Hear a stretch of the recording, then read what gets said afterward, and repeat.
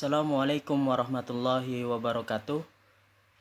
Baik, bertemu lagi dalam mata kuliah akuntansi biaya. Kali ini saya akan memberikan ilustrasi tentang bagaimana menghitung biaya produksi.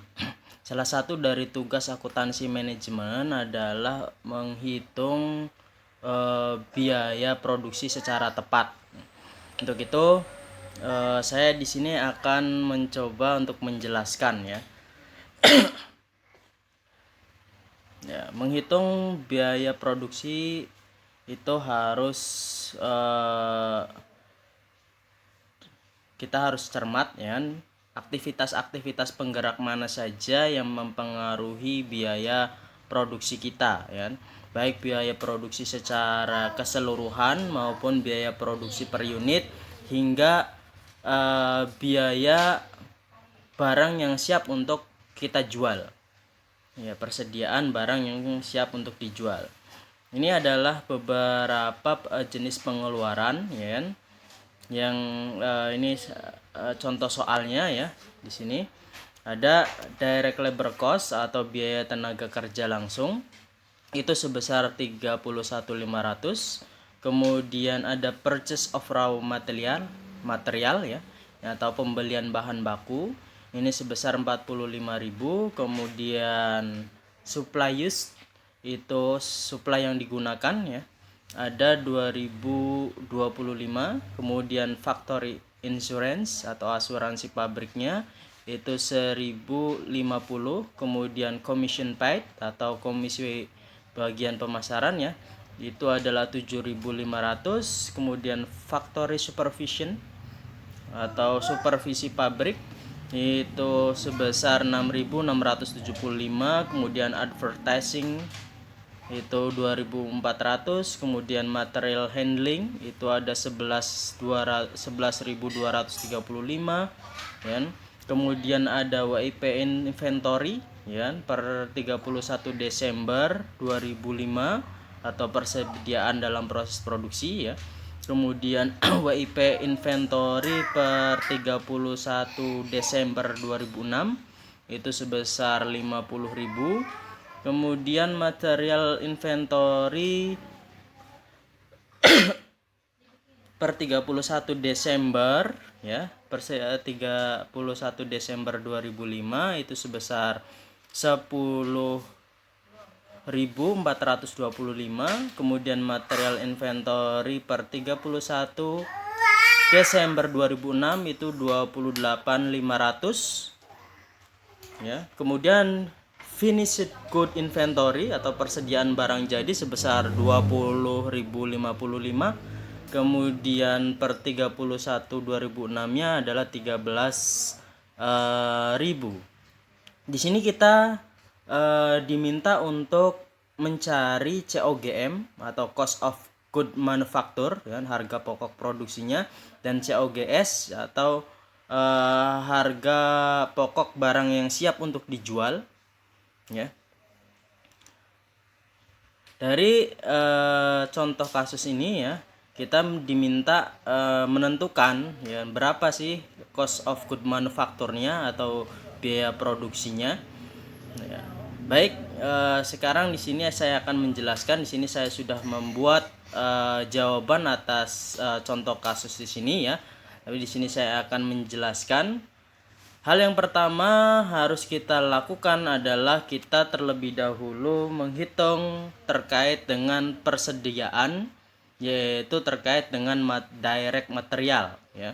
Dimana sebelumnya saya akan sudah menjelaskan bahwa dalam proses produksi itu diantaranya ada tiga jenis biaya, yaitu diantaranya direct material yaitu biaya bahan bakunya, direct labor biaya tenaga kerja, dan biaya overhead ya. Ada tiga elemen tersebut. Nah, direct material di sini terdiri dari beginning inventory atau persediaan awal ya. Jadi ketika kita melakukan produksi, tentunya pada periode sebelumnya kita juga telah melakukan proses tersebut ya. Di mana akuntansi itu pelaporannya dibatasi atas periode tertentu ya, periode operasional tertentu. Ya, misalkan di sini adalah kita menghitung produksi untuk tahun 2006 ya. Untuk tahun 2006. Nah, untuk tahun 2005 ternyata ada persediaan akhir ya. Ada persediaan akhir yang belum digunakan dalam proses produksi ya. Ini misalkan di sini ya. Nah, di sini ada material inventory ya. Ini ada material inventory di sini ya. Ada material inventory per 31 Desember 2005. Itu sebesar 10.425. Ya. Ini berarti ini adalah sisa persediaan dari tahun 2005 yang akan menjadi persediaan awal pada tahun 2006.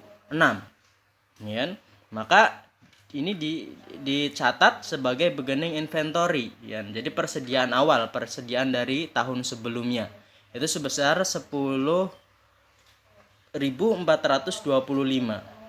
Kemudian ditambah dengan adanya transaksi pembelian atas material ya. Kita lihat di sini dicatat ada purchase of raw material sebesar 45.000 ya. Jadi persediaan sebelumnya ditambah dengan pembelian selama 2006 ya, pembelian material, direct material selama 2006, sehingga total dari direct material yang tersedia ya itu adalah sebesar 55.425 rupiah ya, 55.425 rupiah. Nah, kemudian dikurangi dengan ending inventory, persediaan akhir ya, karena di sini kita ingin menghitung ya cost of good manufacture dari selama tahun 2006 ya. Sehingga kita pada tahun 2006 ya, pada akhir periode kita melakukan stock of 6. Nah, di sini kita ketahui direct material inventory per 31 2006 itu adalah 28.500. Sehingga ya, jadi tersisa dari material yang ada itu, dari yang 55.425 ini pada akhir periode 2006 tersisa 28.500. Sehingga direct material yang digunakan selama tahun 2006 adalah totalnya 26.925. 26.925 ya. Itu berasal dari 55.000 ini ya. Dari 55 ini dikurangi dengan 28.000 ini ya. Nah, kemudian ada selama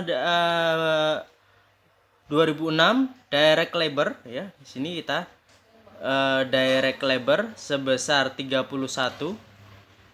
ya, di sini sebesar 31.500 ya. Ini tentu terkait dengan direct tenaga kerja yang terlibat dalam proses produksi ya, tenaga kerja atau buruh yang dia bekerja terkait dengan proses produksi. Kemudian ada biaya overhead dalam proses produksi ya, ada biaya overhead. Kita lihat di sini biaya overhead meliputi supplies ya, meliputi supplies sebesar 2025, kemudian insurance atau asuransi sebesar 1050 ya, di sini insurance ya. Kemudian ini tentunya asuransi yang terkait dengan aktivitas produksi ya, karena ini asuransi terhadap pabrik ya, jadi asuransi dari gedung pabrik. Kemudian biaya supervisi ya, pengawas dari pabrik ya, supervisi pabrik sebesar 6.000 dan juga terkait dengan material handling ya, penanganan material ya untuk kegiatan produksi ya, bongkar muat simpan ya, itu material handling, sehingga total manufacturing overhead itu sebesar 20.985. Nah, kita perhatikan di sini ya. Dari sekian banyak total material manufacturing overhead, jadi biaya overhead, di sini saya kasih tanda kuning ya. Ini commission paid, kemudian advertising itu tidak termasuk dalam perhitungan ini. Mengapa? Karena biaya komisi terkait dengan komisi pemasaran atau komisi penjualan itu tidak termasuk dalam aktivitas penggerak dalam kegiatan produksi. Begitu juga dengan biaya iklan. Ya, ini masuknya dalam aktivitas marketing, ya, bukan masuk dalam aktivitas produksi. Sehingga komisi dan juga biaya iklan itu tidak termasuk ya sebagai komponen penentu biaya produksi. Nah, sehingga tidak dimasukkan di sini. Ya, jangan sampai kita salah ya, jangan sampai kita salah memasukkan elemen biaya produksi. Ya. Tapi jangan juga kita kemudian istilahnya misalkan ada biaya terkait dengan tadi ya asuransi pabrik. Nah, asuransi pabrik ini kan berarti kan terkait langsung dengan aktivitas produksinya ya, karena di sini pabrik di sini adalah pabrik yang digunakan untuk kegiatan produksi. Kalau asuransinya tidak termasuk dalam asuransi pabrik yang digunakan untuk kegiatan produksi, misalkan asuransi untuk kantor pusat. Nah, itu berarti kan kantor pusat kan terkait dengan aktivitas yang ada dalam pusat perusahaan. Jadi bukan masuk dalam gedung yang digunakan untuk aktivitas produksi. Berarti ini tidak termasuk ya, misalkan terkait dengan asuransi untuk kantor pemasaran. Nah, itu berarti jangan dimasukkan untuk elemen biaya produksi. Jadi aktivitas-aktivitas penggerak yang terkait dengan aktivitas produksi saja yang masuk dalam perhitungan. Nah, kembali lagi sehingga total biaya overheadnya adalah 20.985. Sehingga total manufakturnya kita tambahkan dari 26 ditambah 31 ya, kemudian ditambah 20, sehingga total manufakturnya adalah total biaya manufakturnya adalah sebesar 79.410. Ya, 79.410. Nah, di sini kita juga menambahkan ya menambahkan beginning WIP. Jadi beginning work in process. Jadi terkait dengan persediaan yang dalam proses produksi. Ya. Kegiatan dalam proses produksi. Ini sebesar 37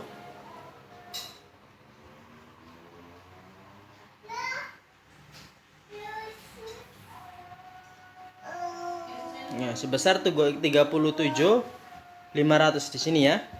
Jadi work in process atau persediaan yang dalam proses produksi per 31 Desember 2005 itu sebesar 37.500.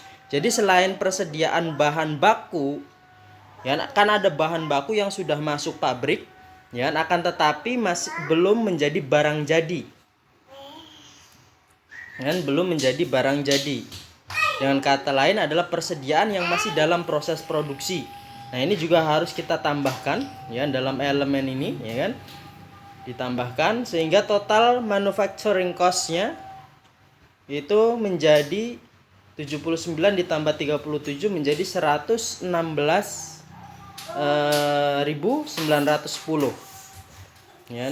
Kemudian kita kurangi dengan less ending inventory-nya sebesar 50.000. Ini di sini ending inventory per 31 2006 ya, 31 Desember 2006 itu ada 50.000. Nah, kita kurangi ya. Sehingga cost of good manufacture kita ya, itu totalnya adalah 116.000 sekian dikurangi 50.000, sehingga cost of good manufacture-nya adalah 66.910. Nah, ini adalah berarti selama tahun 2006 ya, dari seluruh unit barang yang diproduksi itu biaya produksinya adalah sebesar 66.910. Nah, sekarang kita akan menghitung barang yang siap untuk dijual. Ya, persediaan barang yang siap untuk dijual. Jadi harga barang persediaan yang siap untuk dijual ya. Maka yang pertama kali kita masukkan untuk menghitung COGS atau cost of goods sold yang siap untuk dijual di sini adalah yang pertama adalah kita beginning finished goods dulu. Jadi barang yang sudah selesai, istilahnya barang yang sudah diproduksi dari persediaan tahun sebelumnya. Ya, dari persediaan tahun 2005 sisanya. Kita lihat di sini ada finished good inventory sebesar 20.000. Ya, berarti tahun 2005 kita sudah melakukan produksi tapi semua barangnya tidak terjual, sisa sebesar 20.000 ini. Sehingga kita masukkan pada tahun 2006. Jadi ini adalah barang yang dari tahun sebelumnya, barang yang sudah jadi dari tahun sebelumnya. Kemudian ditambahkan dengan barang yang sudah jadi pada tahun 2006 atau pada tahun perhitungannya. Dan ditambah 66.910. Sehingga cost of goods sold available for sale-nya itu adalah, jadi persediaan barang yang siap untuk dijual selama tahun 2006 itu adalah 86.965 ya. Jadi totalnya itu ya. Jadi 86.965. Kemudian pada akhir periode ya, kita melakukan stock of none terhadap persediaan. Ya, pada akhir periode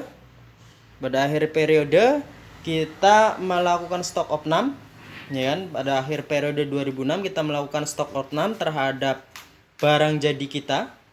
Ya, barang jadi kita itu tersisa di gudang sebesar 13.000, senilai 13.000. Ya, sehingga kita dapat menyimpulkan bahwa selama tahun 2006 kita berhasil menjual barang sebesar 73.965. Ini yang menjadi cost of goods sold. Ya, jadi barang yang sudah terjual selama tahun 2006 itu biayanya adalah sebesar 73.965. Ya. Jadi HPP-nya, harga pokok penjualannya itu adalah sebesar 73.965.000. Ya, jadi inilah cara menghitung biaya ya. Jadi kita harus bisa memilah jadi aktivitas-aktivitas penggerak mana yang mempengaruhi biaya produksi dan bagaimana kita menghitung harga pokok penjualan. Demikian penjelasan yang bisa saya sampaikan, semoga bermanfaat. Assalamualaikum warahmatullahi wabarakatuh.